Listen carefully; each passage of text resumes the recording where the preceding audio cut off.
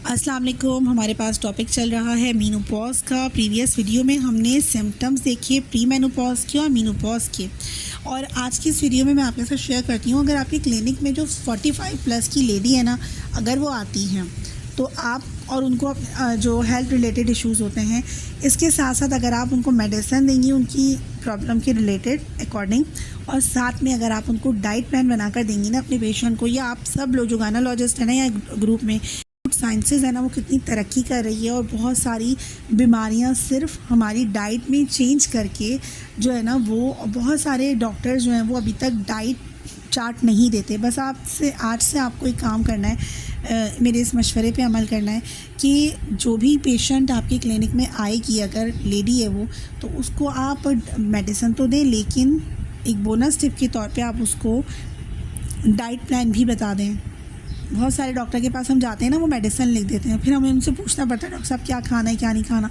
वो इतना जनरल जवाब देते हैं, इतना जनरली बताते हैं कि ये बातें तो हमें भी पता है। अगर आप उनको डाइट प्लान बनाकर देंगी ना पॉजिटिव या बोनस के तौर पे, तो उन पे बहुत अच्छा अफेक्ट जो है ना वो बहुत अच्छा पड़ेगा। तो डाइट प्लान क्या है आज हम देखेंगे। मेनोपॉज़ की जो लेडीज़ होती हैं जिन्हें ये माहवारी ख़त्म हो जाती है, तो उनके लिए सबके लिए एक ही डाइट पैटर्न है। जिन्हें माहवारी ख़त्म हो गई तो इस डाइट पैटर्न को अगर वो फॉलो करती हैं तो उनको जो रिलेटेड बीमारियां होती हैं ना, वो उनको नहीं होंगी, कम हो जाएंगी और उनके बहुत सारे इश्यूज सॉल्व हो जाएंगे। अब वो क्या है, मेनोपॉज़ में आपको अवॉइड क्या करवाना है कि भाई आप प्रोसेस्ड फूड ना खाएं। जो फ्रीज़र के आइटम्स होते हैं, जो पैकेट फूड्स होते हैं, जो डब्बे के मसाले होते हैं, जो रेस्टोरेंट्स के खाने होते हैं, जो स्टार्ची फूड्स होते हैं, जो तले हुए ज़्यादा वो खाने होते हैं, जो बेकरी आइटम्स होते हैं, ये सारे खानों को आप लेस बनाएं और ये मना करते हैं कि बेकरी आइटम्स भी नहीं ले सकती हैं आप। डबल रोटी जो है वो भी मैदे से बनी हुई होती है, और मैदे से बनी हुई जो आपके जहन में क्या चल रहा है एज अ डॉक्टर कि मैदे से बनी हुई हर चीज़, उसकी एक लिस्ट बना लीजिए। अब आपने अपनी पेशेंट को वो मना कर दी, क्योंकि मेनोपॉज़ के बाद जो मैदा है ना, ये ज़ीनोएस्ट्रोजन कहलाता है। ज़ीनोएस्ट्रोजन्स क्या होते हैं, जो ईस्ट्रोजन को ख़राब ईस्ट्रोजन होते हैं। बहुत सादा लफ्ज़ों में ख़राब ईस्ट्रोजन को ज़ीनोएस्ट्रोजन्स कहते हैं। अब कहीं पे भी आप ये वर्ड पढ़ें तो आप समझ जाइएगा कि ये ज़ीनोएस्ट्रोजन है या ये ऑर्गेनिक ईस्ट्रोजन है, ठीक है।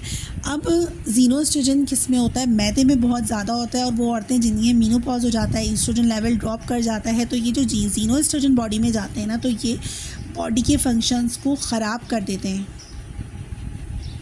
अब क्या डाइट देनी है आपको, देना है फ़िश। हफ्ते में 2 बार फ़िश दे दीजिए। कहने कि फ़िश किसी भी फॉर्म में आपको खानी है, क्योंकि इसके अंदर एक तो लीन मीट होता है, लीन प्रोटीन होता है। लीन प्रोटीन का मतलब है इसमें अच्छी अमाउंट में प्रोटीन मिलता है और जो एक्स्ट्रा फैट्स होते हैं वो नहीं मिलते। फ़िश दे दीजिए। नट्स, जैसे हम आलमंड्स हैं, वॉलनट्स हैं, कहिए कि आप ये खाइए, इसका इस्तेमाल कीजिए। हेल्दी फ़ैट्स लेने हैं, फ़ैट्स को ख़त्म नहीं करना, हेल्दी फ़ैट्स लेने हैं।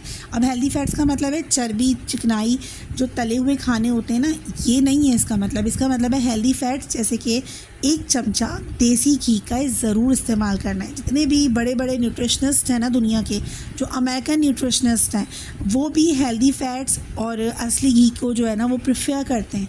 असली घी से वज़न नहीं बढ़ता, असली घी से आपकी बॉडी में जो फ़ैट है ना, जो बॉडी को रिक्वायरमेंट होती है फ़ैट्स की, वो अच्छे से पूरी होती है। अगर आप दिन की शुरुआत में नाश्ते में असली घी का 1 चमचा ले लेती हैं, उन पेशेंट को दे देती हैं जो मेनोपॉज़ल एज की ख़वातीन है, खातून है, बड़ी बुज़ुर्ग हैं, उनको आप कहती हैं आप 1 चमचा ज़रूर लीजिए। अब लोग कहते हैं देसी घी का पराठा कैसे खाएंगे, इनको हज़म नहीं होता। ऐसा नहीं है, पता नहीं बहुत सारे मिथ्स ऐसे जो है ना वो सोसाइटी में हैं, ख़ास तौर से जो थर्ड वर्ल्ड कंट्रीज़ हैं, इंडिया, बांग्लादेश, पाकिस्तान है, यहाँ पर जो है ना ये मिथ्स हैं। लेकिन जितने भी आप देख लीजिए, जो बड़ी बड़ी सेलिब्रिटीज़ हैं ना, ये भी अपने खाने में, नाश्ते में जो गुड फैट्स होते हैं ना वो ले रही होती हैं। तो गुड फैट्स की जो बहुत अच्छी एग्जांपल है वो है असली घी। असली घी दे दीजिए। फ्रूट्स का इस्तेमाल करिए, दालों का, सब्जियों का इस्तेमाल करिए। हाँ, कुछ दालों से कुछ फीमेल्स को एलर्जी हो सकती है, कुछ उनको प्रॉब्लम हो सकता है, ब्लॉटिंग हो सकती है, तो दालें ज़रूरी नहीं है आपने, ठीक है, आप फ्रूट्स और वेजिटेबल्स ले लीजिए। तो इस तरह का एक डाइट पैटर्न बना के अपने पेशेंट को दीजिए, तो ये जो है ना बहुत अच्छा आपके नाम को ना बहुत बढ़ा देगी कि ये डॉक्टर तो अच्छी है, उन्होंने तो दवाइयाँ भी दी और मुझे डाइट पैटर्न भी पूरा समझा कर दिया है।